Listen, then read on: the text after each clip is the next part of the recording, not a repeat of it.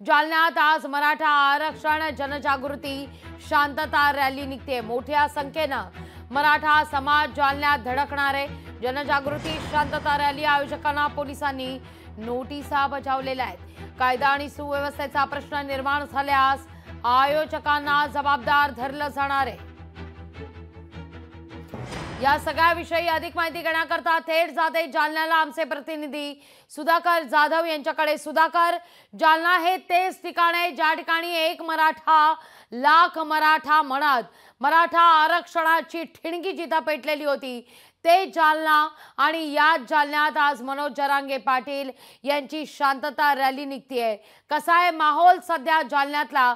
कारण आजचा 11 तारखेचा दिवस आहे, केवळ 2 दिवस शिल्लक आहेत। जरांगे पाटलांनी सरकारला 13 जुलैपर्यंतचा अल्टिमेटम दिलाय। निश्चितच लागी जी आपण सांगितल्याप्रमाणे आज जालना शहरामध्ये मराठा आरक्षण शांतता रॅलीचं आयोजन करण्यात आलेलं आहे। मनोज जरांगे पाटील यांच्या नेतृत्वात ही रॅली निघणार आहे। शहरातील छत्रपती संभाजी महाराज पुतळ्यापासून या रॅलीला सुरुवात होणार आहे। ठिकठिकाणी या रॅलीच्या आयोजनासाठी जवळपास 5000 भगवे झेंडे लावण्यात आलेले आहेत। शेकडो बॅनर देखील लावण्यात आलेले आहे। शहरामधून या रॅलीला येत असताना जेसीबीच्या साहाय्याने जवळपास फुलांची उधळण करत या रॅलीचं स्वागत देखील केलं जाणार आहे।